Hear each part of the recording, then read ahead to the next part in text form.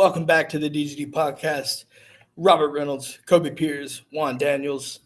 What a chaotic week in college football this past Saturday. Listen, we're going to get this. Georgia has entered rarefied air with the Kentucky win 16-6 this past Saturday. We're going to do a quick review, right? We're going to get our reactions to the game. And then I want to elaborate more on why Georgia entered this rare air, if you will.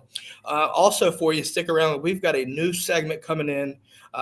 We will be bringing out and also the updated DGD CFP poll for your viewing pleasure. With that being said, Kobe, Juan, how y'all doing? Hey, making it happen, man. Hey, we're undefeated. This is just kind of something I talked about at the beginning of the season. I had Georgia going, 12-0. We got one more game to go 12-0. I think we'll take care of business in the SEC championship, and let's go towards that college football playoff. I feel like Dave Chappelle playing R. Kelly, holding all my money like this right here, because I watched all these top teams struggle extremely hard Saturday. So I'm like Dave Chappelle holding my money. It was just one of those days in college football that makes it so great.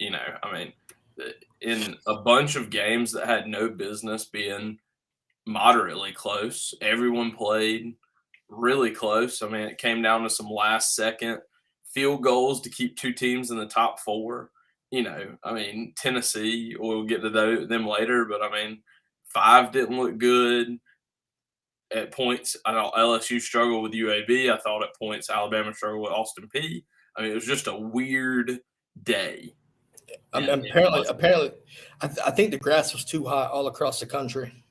But neither here nor there. Let's jump into this review here. Let's give our instant thoughts on this game, right? I feel like this, for me, I'll go ahead and start. This game in Lexington Saturday was a Kentucky special. Play a physical brand of football, assert your dominance, limited possessions, win, and go home. No style points needed in November. You have a physical running back, Chris Rodriguez, that you had to go hit for 4 quarters. Will Levis, right? Will Levis made some plays, but not enough. You get out, like I said, no style points needed. Just get the dub and go home. Juan, I'll let you elaborate a little bit further. What were your reactions to this game? I loved it. We already talked about the fact that it was going to be a very physical game. It just kind of reminds you of those old Baltimore Ravens, Pittsburgh Steelers, just, physical in the trenches is something we talked about. What I loved is the fact that we racked up 247 yards of rushing. And that's Georgia football. We didn't do great in the passing game. But again, we didn't have to. We just wanted to be, out physical them, assert our dominance. And we got out of there with no injuries. I can't complain as a Georgia fan. Kobe, what are your reactions to the game? I'm right there with Juan. You had opportunities. They were right there in front of you. It easily could have been, 28-31 points to 6. That you miss a couple throws here and there. You miss a block here and there. It's just kind of, I hate to say it's kind of how the Monken offense has worked this year, I feel like. But it's like we're not scoring because the opportunity's not there. It's just like the littlest things, the smallest overthrow, a holding call here or there, just something weird that kind of idles early, and it seems like you didn't quite kickstart its way back, and it didn't have to. Like Juan said, it was really physical. They tried to run the ball at us. We tried to run the ball at them. They got a couple big chunk plays in the passing game that I'm sure all of us would have liked to have not seen. But let's be honest. As much as we joke about their quarterback, being this first-round pick, like there's a good chance he probably will be taken in the first round this year on frame and arm strength alone. So it's a good win. You're 8-0 in SEC play for the second year in a row. Only 2 teams have done it before you. You just gotta be happy. Enjoy these kind of wins as much as the blowout wins. Still a W. I think this is a perfect transition into the game ball segment that I want to do. And I'm going to give my game ball to Kenny McIntosh because my man ran his ass off And you look at it, like I said, aside from the short yardage situations and in the goals, the goal line situation, we were just moving the ball at will, running the ball, right? And this felt eerily similar to like 2018, 2019 type Georgia, where you just run the ball so much. You pass a little bit, but people want to criticize the passing game Saturday. I don't think this game was meant to be a passing game whatsoever. Kirby said it in his post-game conference that he wanted to get out of here, basically, right? Kill like you had limited drives anyway, because that's what Kentucky does. They eat the clock, right? Hold them outside of a touchdown. You hold them, scoreless, right? Outside of that one touchdown, and then you just execute. Now, obviously, I think field goals are something that you want to turn into 6, but like I said, you get out of there with a win. You look at that 4th and 1, if I'm not mistaken, that goal line stand where we could have just took the points to get it to 19-0. I would have preferred to do that. However, I understand you want to ensue that confidence in your offensive line. It just wasn't their day in the short yardage game Saturday. That's just the way that took out. But as far as game balls, give me Kenny McIntosh. Kid played his ass off. Juan, who do you got for your game ball, sir? I'm with Patrick here. Kenny Mack, and then who, I was I'm not necessarily one of my favorite Georgia players, but he comes from that big time interception he had, and Levis made a bad throw. I mean, made a bad read. I mean, he's should have goes down the bottom, to the bottom, and Ringo makes him pay for it. And I just think that if we're looking at, we go old school, Pontiac. Like that was I think that was the game changer, for that, because again, Kentucky's marching down the field with intent. Kobe, what are your thoughts here? Are we doing a clean slate there? Yeah, well, I'll switch it up a little bit for us. I mean, I think you got to give it a little bit to Jack Podlesny. I mean, you put the field goals in front of him, the special teams handles it. There's a bad snap on one of those field goals that Stetson gets down, and he's still, Pod has enough confidence in him that he still kicks it and makes it. I mean, it rolled back there. It's a long snapper's worst nightmare. The ball skidding across the ground towards your holder in a game where every field goal mattered. And then just a big shout out. Keeley had that big interception, but just the defense in total. After this week, you've officially taken back. You're the number 1 scoring defense in the country again. You're averaging 11 points against a game. You've only given up 11 touchdowns in 11 games.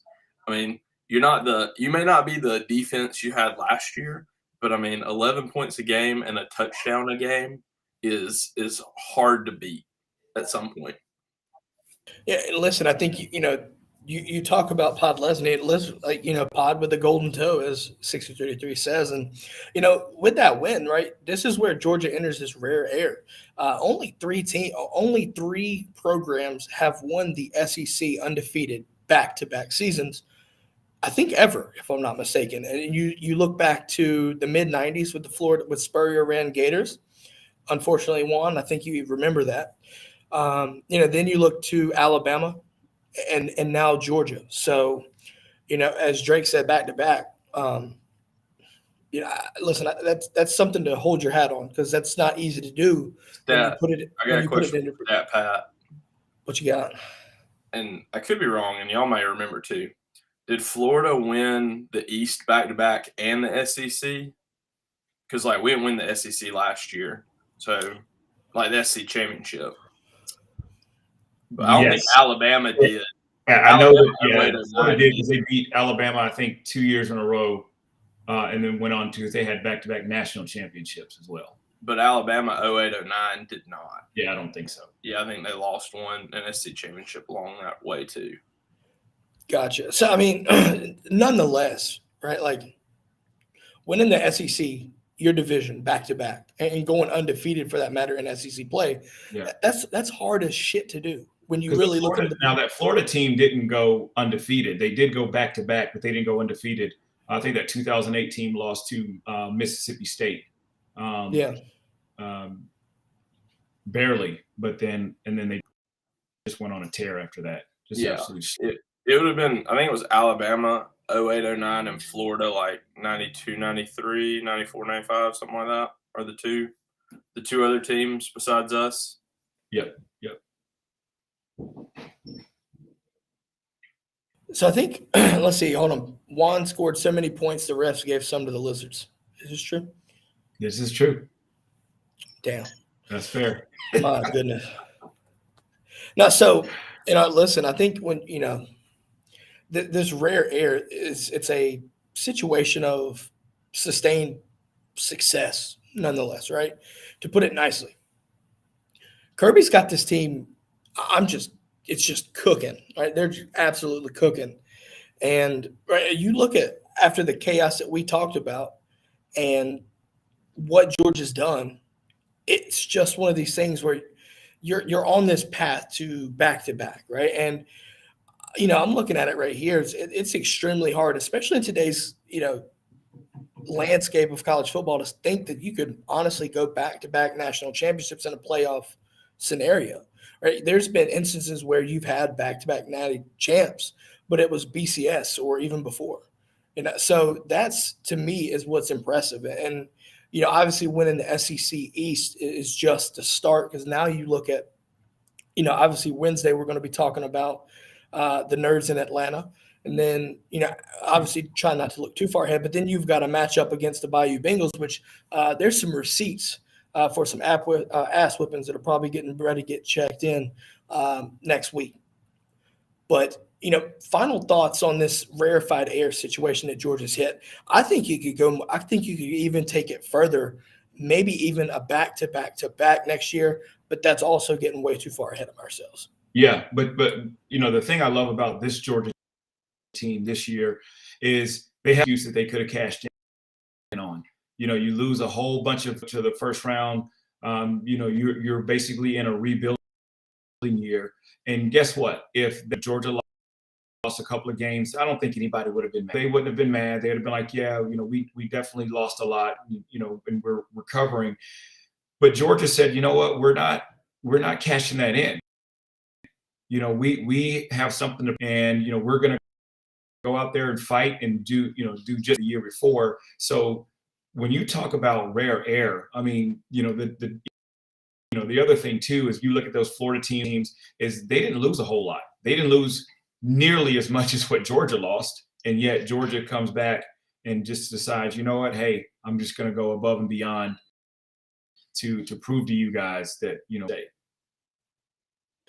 Toby, what are your thoughts? I mean, I think it's in my lifetime, young guy on the block over here, the back-to-back that Bama did, 11 and 12. I mean, that was just kind of the beginning or the cementing of the beginning of the dynasty that Nick Saban kind of built over there. He won one earlier in his, I think, like 08, and then a couple years off. And I mean, all honesty, Georgia should have done the same thing. Should have won one in 17. Should have taken you a little while, and you get back and you win one. You're kind of right now looking like you're on the fast track to a second one. And then, excuse looking ahead because I hate to do it, but like you said, the schedule next year aligns even easier than the schedule this year has so far. It just is one of those things that you have to enjoy it. You have to know that, it may be something that you're going to get to start seeing us reload each and every year, because this is still a young team, and this is a team that's won games injured. I mean, you haven't had AD Mitchell all year. That's just scary to Jalen think. Carter, 5 or 6 games, really. You've only had him healthy for about, 2 or 3? I didn't even see Arian Smith on the field against Kentucky at all. I don't know if Darius Sr. knows anything about that in the chat, but they're just guys that are big parts of this team that haven't played this year, and you're still winning and you're still dominating too. So that's the thing that just gets you excited to know that this isn't going anywhere. Yeah, and Pat says here, but we have to go to Rocky Flop next year, which leads us to the introduction of a new segment. But we're going to take a quick break first, and then we're going to come back and we're going to talk about this new segment. So stick around, and we'll be right back.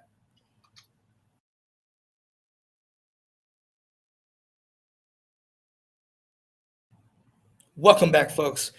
With that being said, right before the break, we had our commenter Pat talk about Rocky Top, right? Them volunteers. But here is a new segment that we're going to introduce, and I think it's a little bit late, but it's better late than never. And the new segment is called "Sorry for Your Loss." Let us explain. Sorry for your loss. We take a team, multiple teams for that matter, that lost Saturday or whenever they played this week, and we pontificate upon that. And what better way to start than with those lousy ass Tennessee Vol fans? My God, how much shit we've heard from Tennessee ever since we played them, and even before when we played them, the grass was too high. Couldn't do it on a neutral field, right? All this bullshit, all of it. We're going to get back to the playoffs. Y'all can't beat us here, blah, blah, blah, blah. All this rambling and all this trash talk. For you to get utterly embarrassed by South Carolina Saturday.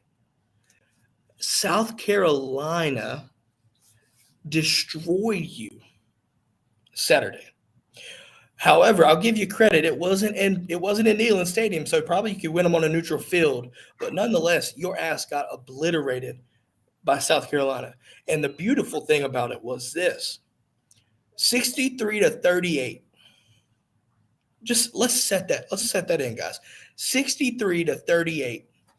Spencer Rattler hasn't looked good all year, and you made him literally have a case for a Heisman campaign just off of your game. It's that simple. You're an overrated ass fucking team, and you're dog shit. You can't handle the big dogs, and just proved that South Carolina was too much for you. It doesn't matter what you think now. There's no chance for you to get into the playoffs. None. You sitting there sweating about, listen, you could have sweated Tennessee, could have sweated, the Michigan game, the TCU game. It don't matter anymore. It don't. You'll be lucky to make the Citrus Bowl. You've got a team that's coming up. It's November, and you've got to worry about, checkering Vanderbilt Stadium. Good luck trying to beat them. I'm not going to sit here and bash somebody for getting injured. Listen, I hope Hendon Hooker a quick recovery. Never like to see injuries. But you please do not use that as an excuse for that ass whipping that you took, because y'all were down 17 when he went down. It wouldn't have mattered. You got your shit pushed in by the Gamecocks. And since you like to compare, that's the team that only scored 7 on us. So keep that energy when you go to Vanderbilt, and if you might make it to the Citrus Bowl. It's that simple, folks. Your season's over. You're garbage. You exceeded expectations, but nowhere where you thought you would when you shit talking all season, when you started winning them games. It's that simple. Kobe, Juan, do y'all want to pontificate upon that? I can start. I think you reached hit a lot of the points. I think sorry, not sorry. For me, sorry would be, I am sorry to see Hendon Hooker go down. I mean, it's just a terrible injury. It's an 8 to 12 month recovery. He's already 24. He's in his last year. He's probably, as much as you hate to say, the fast track to at least top 2 in the Heisman voting if he continued to play the way he did. I think he was less than 100 yards from being the all-time leading passer in UT history. I mean, the kid was on a record-breaking track on a above average team. Not saying they win the game if he doesn't get hurt, but you just hate it because he's not going to be able to throw at pro day. He's not going to be able to run at pro day. He's not going to be able to do anything going into this draft after such a great year, such hard work. I really do feel for him more than anything. For Tennessee fans, however, I don't feel bad because at some point you do have these teams that, like we talked about last night, if you would have came to Tennessee fans in August and said, you're going to have a 10-2 season, would you take it, yes or no? A majority of them would say, yes, I would love to have a 10-2 season. We haven't been 10-2 in forever. The problem is when you start 7-0. I think that's right. 7-0 and beat Alabama, #1 in the country. You've tasted what possible playoffs may taste like. You come in and you slip up against Georgia, but you kind of take a step back and go, well, that's okay. We're at 5. 2 teams ahead of us still have to play. We're going to be 11-1 with the best loss in the country, possibly. The playoffs really were still ahead of Tennessee. And then you just come in and for whatever reason, everything kind of catches up to you. Everything we've been saying about them, your defense, your passing defense, that fast tempo that makes your defense be out on the field for a long time, it all implodes in one game, and you get 63 hung on you. And that's just embarrassing, and it's not something that an elite program would ever let happen to it. 63. Listen, there's someone in our chat that thinks that 63. All you got to do is minus the 8, and it's 63-3. Think about that right there. Obviously, there's more than 3 points on the board, but listen, I'm just letting y'all know. I ain't never seen South Carolina's offense look that explosive. Period. Spencer Rattler was comfortable. You know what that tells me? That defense is ass, folks. It's garbage. We knew it was coming. They've been playing a fine line. Basically, it seemed like Tennessee was comfortable with saying, okay, we know, but we're going to score more points on you. The problem is, this is exactly what happens when you don't have a good day throwing the ball and scoring points. You scored, but your defense couldn't stop a damn cold. You couldn't stop anything. So you sit there, listen, all credit to the Gamecocks, all credit. But that team against Florida last week didn't score an offensive point. Their touchdown came off of a special teams touchdown, folks. They got 7 points against Georgia, and that was literally in the last minute. The offense is Give it to them. Tell them, Juan. Your Gators putting them on South Carolina Gamecocks. Man. Yeah, that was just bad. I mean, Spencer Rattler is not a good quarterback. He's not at all. And for him to have 438 yards, 6 touchdowns, that's just bad. Man, that's a creative player right there. That's a creative player on NCAA football. Yeah. Those are the numbers right there. Yeah. Rudes, I think I'm going to bark reading that comment.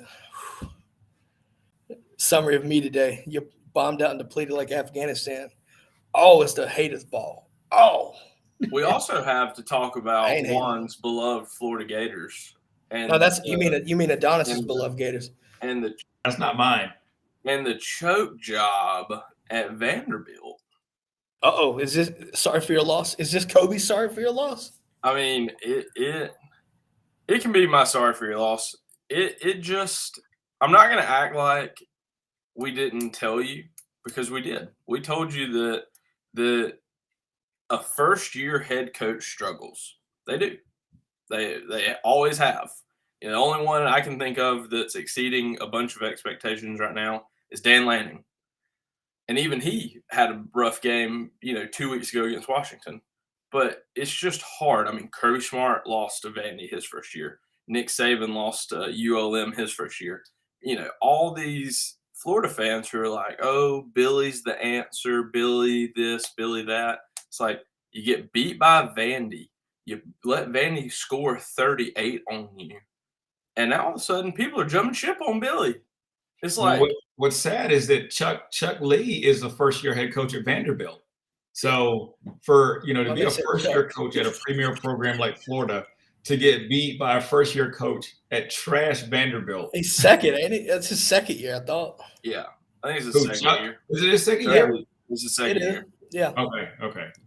But still, it's Vanderbilt, bro. It's still Vanderbilt. It's Vanderbilt. Well, and it didn't happen. I think the other thing it'd been one thing, like you always talk about the old fake field goal or the old block field goal that beats you. but it wasn't that. It was Vanderbilt dominating that game. I mean, they scored 38. They were up by 17, I think, at one point. Yeah, they were, yeah, they actually had control of that game. And if I'm not mistaken, they kind of let Florida back into it. Florida had some momentum. It just wasn't enough. And then it seemed like Vanderbilt's defense kind of like held their ground and forced a fourth, basically a 4 and out, I think it is, for the game to be iced out and be done. But, but nonetheless, though, man, you look at look at what Clark Lee's done at Vanderbilt quietly, right? Like everybody wants to shit on Vanderbilt for being terrible, but and they are. At the same time, though, like what we're not looking at it on the same level as like Sam Pittman. Right? I'm not going to do that, your boy, but we are going to. You have to take into context just how bad they are, and the fact that they've won 2 conference games, one in the SEC East, which hadn't been done in a while. That's to me, that's impressive. And Vanderbilt will never be the more talented team with anyone else in the SEC for the foreseeable future. But you can't tell me those guys didn't play with a bunch of fucking effort, though.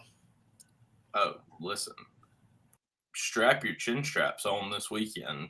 They played Tennessee. Tennessee's been talking a lot of junk. They want to check her up Vandy Stadium. I'm not saying Vandy goes 3 in a row, but I'm saying it's a reality check if you're Tennessee. All your air just got taken out of your tires. You're thinking playoffs. And now you're thinking, oh, well, we're going to end the year playing at Vandy. Watch out. Yeah. Pat brings up they didn't lose though, but he does bring up a good point though. Let's talk about the teams that we thought that should have had easy games last year, or like this past Saturday, that struggled. There's no reason. First off, I'm not a fan of these cupcake games in late November. I'm just not a fan of it. But when you have A&M struggling to a fucking UMass team, that's basically a loss win in itself. It's a moral loss. Like, did you guys see Kyle Field right after halftime? Did you see that? Yeah, I mean that was pretty bad. I mean, it looked like Afghanistan. It was bombed out and depleted. High school stadium in January, like absolutely nobody out there except for kids running track. I mean, there was no one there. Yeah, I honestly, man, like it's gonna baffle me. Like, it won't baffle me either way. I guess I should say this. I should backtrack a little bit here. A&M has put themselves in such a damn bind by thinking that it was smart to keep Jimbo and extend that contract to that level that they did. Like, you have to be fucking you just have to be stupid. That was close there. Yeah. That was close. Yeah. Can't be throwing that out on the pod. No. I saved myself there. Can't be Marcus Stokes, though. Sorry about that. Gators fans. But nonetheless, though, man, like, it's just you put yourself into a ridiculous situation. How do you respond to that? Because right now you've lost a team. It seems like there's no control on the program, and now your fans don't give a shit either. Well, I think I heard it on game day, and this is just embarrassing for any college program. I think they were 33-point favorites in that game, something like that, 34-point favorites. And on game day, they said they're favored by more offensive points than they've put up all season. Like, in no game have they put up as many points as they were favored to beat UMass by. And then they still didn't put up that many points again. Yeah, I think the best part of that game was the drunken relay it looked like in the stands. And dead serious. Listen, I understand it was raining, right? And I understand when the ball is completely saturated, it's hard to throw. But there's no reason for that performance to look the way it did. Like, that looked absolutely horrible. But, listen, we've talked a lot about these. Juan, I think you have someone special for your submission. Can you explain on yours? My UNC Tar Heels. So I know on our last podcast, there was talk, UNC being, 11 and what it was, and then them having an opportunity to maybe win the ACC and then slide into the college football. I saw something on Facebook last week, with May and then Josh Downs. That's Caleb Downs' brother, for y'all that don't know. But they had him, and they were Drake and Josh, the little thing on, I think it's like Nickelodeon or Disney. Just how great they were. So it was just setting up for this whole big, clash with, Clemson for this AC championship. Both of them are 11-1, and they lost to Georgia Tech. The armpit of the ACC, like worst of the. They fired their coach. Georgia Tech is just awful. You are one of the highest scoring offenses in the nation. You've got ranked freshman quarterback in the nation that they were talking about. Hey man, his name needs to be put up there for some Heisman talk. And you score 17 points against UNC. What happened? That was bad. Yes, and that's right. Tech, Tech is down to so they wasn't even their starting quarterback, and then the starting quarterback, who was a sophomore, ended up getting hurt, and then they put in another guy that I can't even name. It's like Tyson's, former. It was a former. He was a former Clemson guy. He transferred out. Oh well, either way, I think he was backup maybe. Yeah. He ended up throwing a pick. I mean, so you mean to tell me? And I wonder I don't even know what the spread of that game was. It had to be almost 100 because that's how bad Georgia Tech is. And Georgia Tech goes and beats UNC at home, probably in front of maybe 3-4 fans. I mean, basically, all you had to do was send the folks eating 21 points UNC's way was the spread. Dude, look, I guarantee you, dude, all they did was they put a Waffle House guest, like the people eating the Waffle House, and just moved them over into the stadium. That's what happened. Like, nobody goes to watch these games. Let's be under real. over was 64. Oh my God. Wow. Well, it didn't even get close, did it? Not even 21-17, wasn't it? Something like that? Yeah, 21-17. Oh my God. That's beautiful. That's beautiful. I think we're going to do an honorable mention. Actually, no, this is not an honorable mention. This is worthy. Miami. What happened? You couldn't even get 100 total yards of offense on Clemson. Now, during the summer, after y'all got, the Messiah, Mario Cristobal over there, I heard a lot of Miami fans saying Clemson better watch out. Yeah, they better watch out. Yeah, that's what I heard. Darius is reiterating what I'm about to say. Miami is garbage. Miami sucks. Miami Ducks. And he's not wrong. They are a duck. Fight me about that. They look atrocious. I hate to use this word, but they look almost unfixable. They think they have their guy for how many times in a row they think they've had their guy at head coach, and they just lost their quarterback to Florida. It doesn't look like it's going anywhere anytime soon. Good. I'm just letting y'all know now. Florida State is the best team in Florida, and it ain't even close. It's not even close at this point. It's not. What's interesting, though, you see the recruiting aspect of things. And Miami did get Cormani from Florida, right, over Florida. But how much is it going to matter? Like I understand he's doing what he's doing with Manny's players, but there's still too much talent to be getting shit on that bad. That is unacceptable. And you say he has Cormani for now. Ain't nothing been signed yet. He might go to Jackson State with this point. I'm just saying that at some point, in the world of recruiting today, until you sign that dotted line, and even then, there's nothing guaranteeing that Cormani McClain suits up in a Miami Hurricanes uniform ever. You're not wrong, right? And Rudes brings the garbage can out of it. And you're right. Like, to me, I'm looking at it here, right? This is setting up the overall college football playoff. And I think this is going to be a perfect transition into our, away from the sorry for your loss segment. We always talk, there's so much talk about expansion of the playoffs to 12 teams. Dude, there ain't even 4 teams right now that's worthy of being in the damn playoffs. There's really not. Like, unfortunately, Miami and Ohio State have to play, so one of them will lose.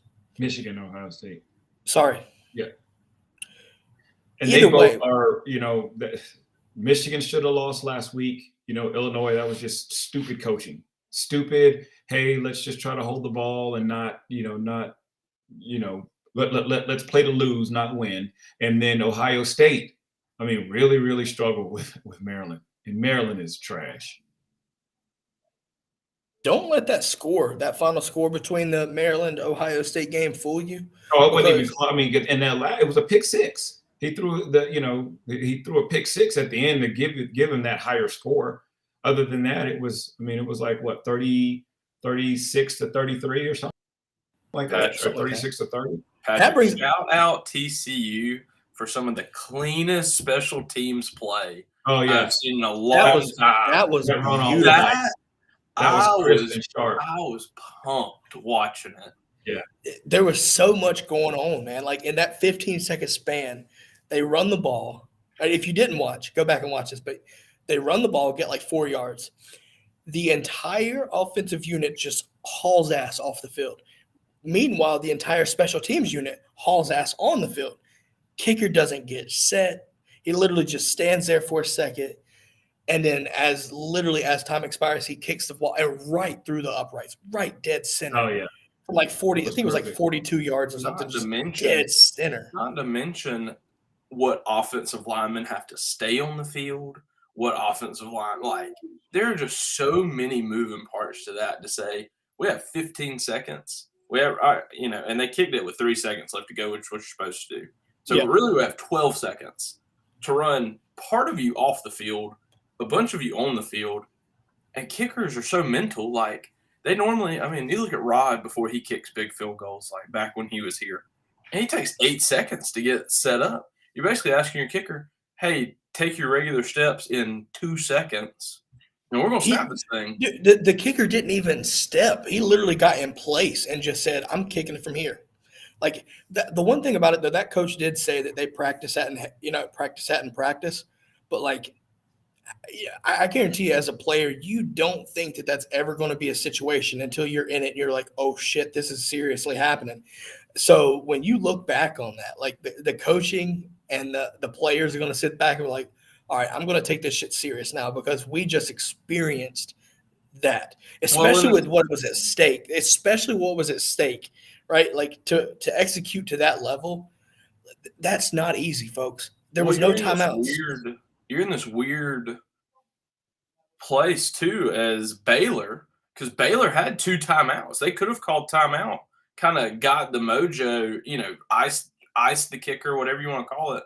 But as Baylor's coach, you're going, wow, can they get 11 guys set up, set, snap, hold, kick, and make it? Aranda had to be thinking that this wasn't going to get kicked. Like, let's be honest. I don't know if he had the idea that it was actually going to get kicked because, like I said, up until 4 seconds left, that shit was pure chaos, without a doubt. Because at 4 seconds, that was when everybody finally stopped. You have to wait a second.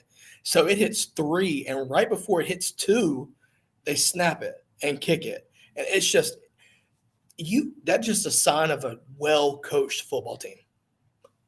It looked good. It was awesome. And they said they practice that all the time. But I wanted to say, you see Joel says, I love the new trash talking segment. I wonder how Utah did this past weekend. Oh, Joel. Are we coming back on this? Let's come back on this. You held a gargoyle. You let a gargoyle beat you, by the way. And your quarterback turned the ball over like a damn pastry chef.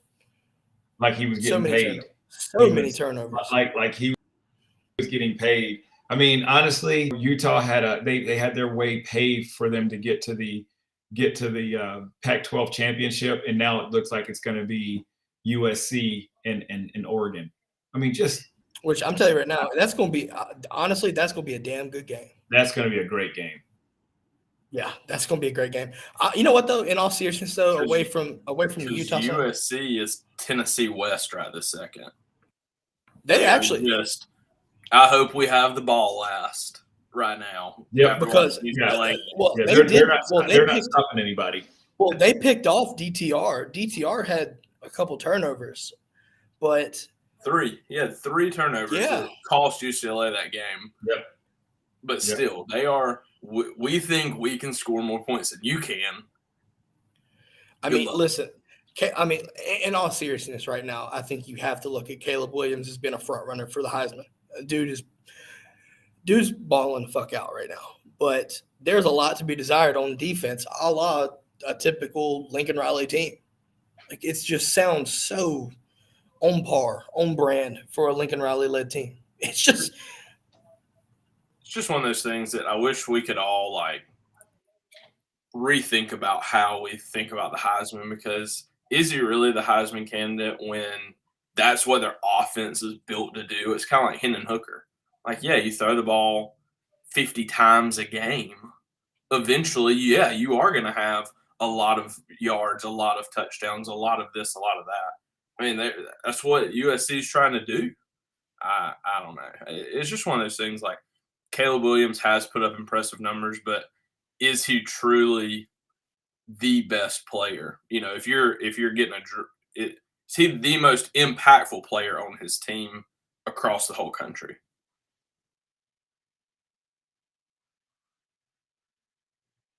Yeah. Anyways, Joe. Joe says that she didn't watch the Utes that night, so it never happened. I did. I stayed up all type of night watching that game.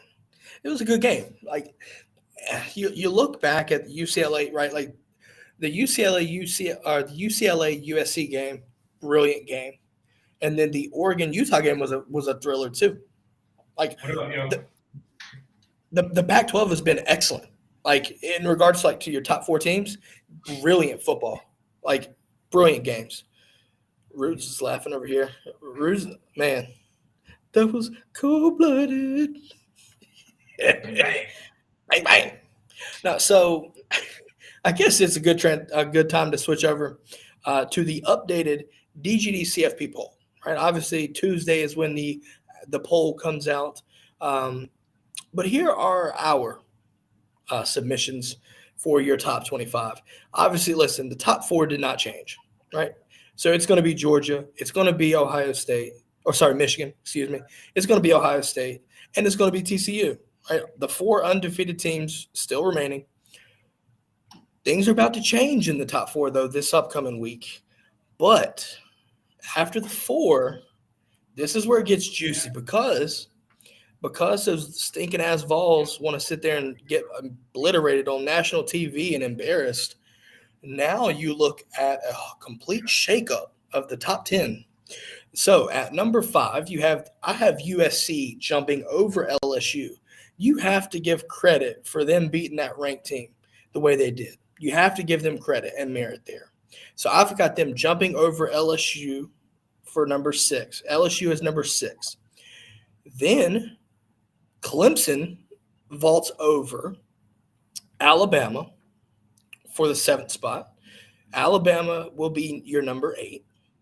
Number 9 is Penn State. And to round the top 10, give us Oregon. Listen, you have to credit Oregon for winning that type of game. You know, even at home with Bo Nix. That was a candidacy. That was a moment for Bo Nix's candid Heisman campaign. Good Lord, say that 3 times fast. To me, right, like that's a big time win.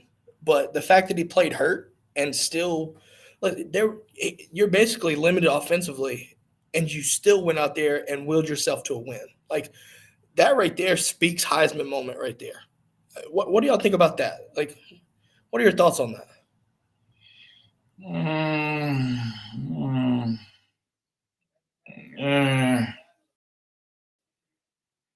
Kobe. You know, I think he's gonna. I don't know if he wins it, but I think he'll be in the Final Four. I think he'll be in New York for the. I think that's a fair. I think that's a fair statement. Juan. I don't think he wins the Heisman, but I think he's solidified himself a spot in New York potentially, especially how they handle Oregon State. I don't think he wins it. No, I don't think so. I think, like I said, I think the front runners at this point should, in my opinion, the front runner needs to be Caleb Williams and Blake Corum. Blake Corum is an excellent running back, and nobody wants to look at the Heisman outside of quarterbacks. Put some respect on his name. It didn't help him last week. He got hurt, so he didn't play a lot. So it'll just depend on. He's got an opportunity to do it this week. If he can do it this week, and maybe possibly play in the Big Ten championship, then that'll help him out. Outside of that, it's going to be kind of be on the outside. Yeah, but I mean, the biggest argument I could give for Blake Corum is he had over 100 yards, and then he went out hurt, and then it looked like Michigan didn't know how to play football anymore.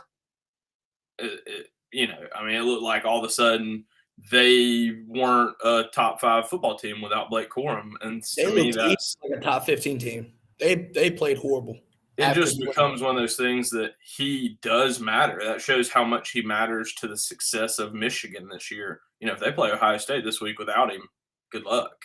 We'll talk about that on Wednesday. Good riddance at that point. Have a chance this weekend to really show. Bo Nix will have an opportunity in the championship to really, kind of help himself. Although, if you really look at it, I mean, you're playing against Pac-12 defenses that are just about as good as the Big 12 defenses. That's just not very good. We've had a lot of people score a lot of points on USC. I mean, heck, Utah beat them in overtime, but it was 43-42. It's almost like a passer's dream to play against that secondary. So does that really warrant him, Heisman numbers playing against a porous defense like that? And I think looking at our poll, I think some people may be shocked to see that we have Clemson hopping Alabama. I don't know that I believe that Clemson is the better team. I still think Clemson is a very bad football team. Trash. But I do think that the committee is always going to favor one-loss conference champions. And I do think that they are still on this easy path. You got to play South Carolina this week. But they're on this easy path to be an 11-1 and ACC conference champion. I think, however screwy it might be, that the committee is going to leave them a back door into being in the top 5 or 6. It just that's 100% possible. It just feels like it's still going to happen. Dude, that's a very good possibility. Obviously, listen, TCU, USC went out. Right? They're in. There's no question. But if something happens between one of those two teams, then you're looking at a one-loss Michigan, Ohio State, right? One loss, whichever who loses that game. But the strength of schedule is garbage. You also have your Clemson if they win out and win the championship. There's a chance that you might see that happen. Now, if both TCU and USC lose, shit's about to get serious because you're going to see, in my opinion, more likely a 2-loss team in the playoffs. Oh, it'll be Alabama for sure. It'll be Alabama. Oh, God. Jesus Christ. So they can have 20 penalties on a goddamn playoff game? Absolutely. It'll be. I mean, again, this is the college football playoffs. They want to see – I'll be honest. I mean, and this is just me. If I'm on the committee, I don't want to see TCU. I really don't. If I want marquee games, I want to see Georgia. I want to see either Ohio State, Clemson. I want to see Alabama and somebody else that's high profile. Again, what was the viewer ratings for that Georgia-Tennessee game? Wasn't it 13 something crazy? 13 mil. Exactly. That's a lot of money. So if you're putting a football playoff, you're going to want some teams that's going to draw names. The only people that are going to be looking at TCU are people that are in Texas. And they're just, they want to, but that's not enough. And that's not going to, make it look, like people are going to want to watch. Well, they've done it considering in the past. They've done the underdog story because they've had to in the past with Cincinnati. And I mean, Notre Dame at 4. But they were trying to look for every excuse not to let Cincinnati in last year. And I think we even talked about it last year, Robert, that, everybody was, they were saying, oh, well, people are saying that we don't belong. And, oh, you did not belong. There were other teams that could have done a lot better than what you did, or made a lot better game than what you did. Oklahoma State wins that game, and Cincinnati's at 5. Oh, yeah. Looking inside. Talk about a pure definition of game of inches, because that's literally what happened. But, I'm looking at it this way, right? Like, TCU might not be the big name brand, right? But USC, you might have some Lakers fans tune in because the Lakers are playing like dog shit in the NBA. Well, look at it too. And it's not Dodger season either. It's more of a draw for USC because in a couple of years they're going to be heading towards to the Big Ten. So this is going to be the Pac-12's probably last and only hope to even get into the Final Four for a while. I mean, and this is going to be their best bet. You got Bo Nix leaving Oregon. The Pac-12 is going to be down next year. So this is it. This is going to be their chance. Will it happen? And I think people are going to want to see that. If they sneak in at 4, they want to see Georgia, USC. I'd love to see that, and I'd love to see Ohio State or Michigan versus somebody big time as well. So if it does play out, it'll be very interesting. I'm just saying, number 4 team does not look. How can I explain this? In the playoff era, typically there is one semifinal where it is an obliteration every year. Last year it was 2. I'm just saying, whoever's in that 4 spot, more than likely is not a happy camper, because I'm just saying. More than likely, you're going to enjoy your trip, enjoy your check, your school gets cut. Your coach is going to enjoy his bonus in his contract. You're going to show up to Atlanta, and you're going to smile, take your ass whooping, and go back to the house and get ready for the next season and recruit off of, oh, well, we appeared in a college football playoff once. Just wait until there's 12 you were the missing piece for us to get over the hump. That's what it's going to be.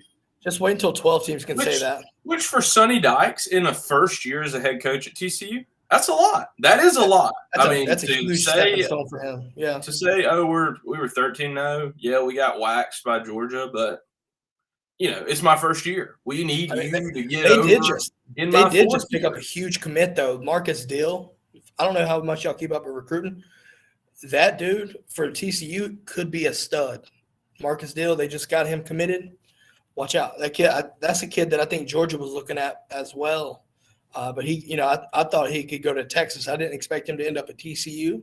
So he goes to TCU. That's a big time get for TCU, especially on the D line. Yes. The problem is, like we've talked about, and we probably need to get to more of the poll, but like TCU is basically that receiver. Without him, they look inept. Michigan this week without Blake Corum looked terrible. So they're one person. And then Ohio State, I mean, we all know that Juan hates Ohio State more than maybe anybody. I mean, nobody thinks that they're legit. So you're really talking about you need 3 guys to stay healthy for all 3 of them to have a good playoff chance. That's a lot riding on not a lot of people. Especially this time of year. Kirby did bring up a good point. So let's move on to the from number 11 to number 20. At 11, you have the Tennessee Vols. Number 12, taking a step up, UW, the Washington Huskies. 13, Notre Dame. 14, Florida State, best team in Florida. 15, Utah. 16, Kansas State. 17, UCLA. 18, Oregon State. 19, Cincinnati. And 20, Tulane. Any takeaways here from the 11 through 20? I don't think anybody cares. I mean, it's about the right spot, I think, for Tennessee. At this point, this late in the season, the only thing that is a positive is, USC has an opportunity to play a ranked Notre Dame team as well as a ranked Oregon team for the Pac-12 championship, which will help boost their case for being in the college football playoff. Outside of that, yeah. And I think the only people that care, if you throw the graphic back up. Just a second. Sorry about that. Yep, no worries. Are the fans of 1920 and 23 and 25. And for everybody listening, that's Cincinnati, Tulane, UTSA, and Coastal. Because if I remember right, one of the New Year's Six bowls is still an at-large bid for one of those. It is the group of five, yes, sir. So what really matters the last few weeks, honestly, is if you're a Cincinnati fan, you can be back in a New Year's Six bowl for the third year in a row, including a playoff mixed in. Coastal really kind of got the raw end of the deal. Awful what happened in Virginia. It really is. But also as a team who's hoping to continue to play football, you just lost a game out of your control to possibly being at a New Year's Six bowl. And then Tulane, who got dominated by UCF, who ended up choking one to Navy this week.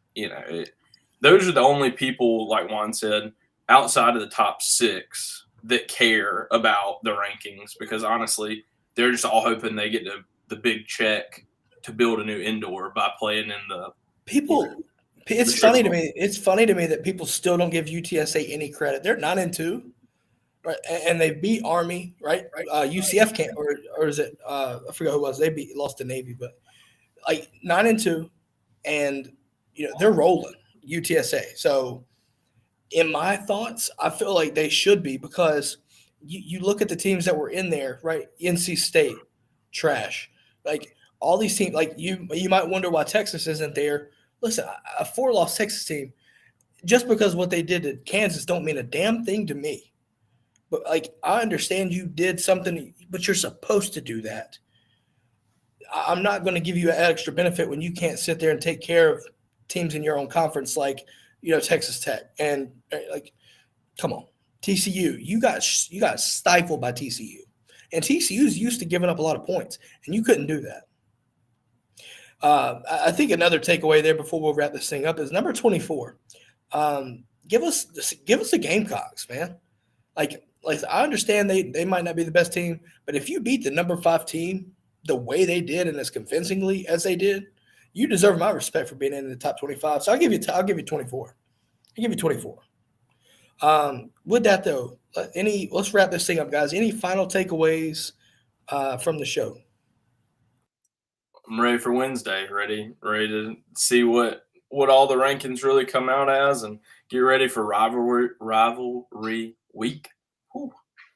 And I'm really ready to beat Georgia Tech and keep them from being bowl eligible. That just is like the cherry on top of knowing that they're 5-6, is that you can make them 5-7, and they can sit at the house for the rest of the year. Juan, what do you got to say? If I could, just say 2 things about the show, because I'll put my thing up there, is that Ohio State are absolutely trash, just garbage.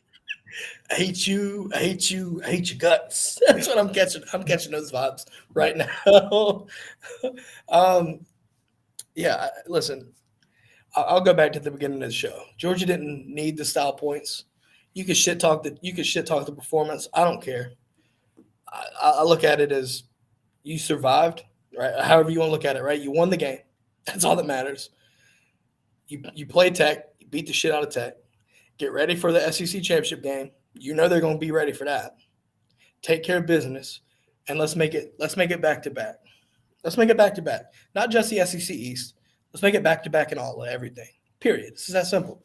However, make sure if you're listening, subscribe. Right. Leave us a review on the podcast platforms. If you're watching, like, follow, subscribe, wherever you're watching, Twitter, Facebook, wherever. With that being said, let us know what your thoughts on the new segment. Right? Let us know what you think. I had fun doing that. I don't know about you guys. I had fun though. I did. I enjoyed it. Oh, it's so beautiful. It's like the player hit his ball, but every week. Oh man. Also, apparently, the treasurer is saying that she hopes that the trash talk segment, sorry for your loss, brings in some money into the treasury because this gig is getting tough. If you'd like to support, listen, super chats in the YouTube. Yeah, just reach out to Jill. Okay, she's the treasurer. She deals with this for the brigade. Yeah. With that being said, guys, let's come back to Wednesday. Bring your debate caps because you're going to need them. We gotta talk tech. Okay, Quiz bowl. come prepared. Listen, Twitter posted this morning. Go back and watch some highlights of 1920 highlights. Juan Daniels making some catches on what's his name over there? Bobby Dodd. Bobby Dodd, yeah. A Bobby Dodd led team. You get to see some highlights there. Yeah. Yes, sir. Other than that, though, folks, let's wrap this thing up. Have a great day. We'll see y'all Wednesday, and go Dogs. Go Dogs.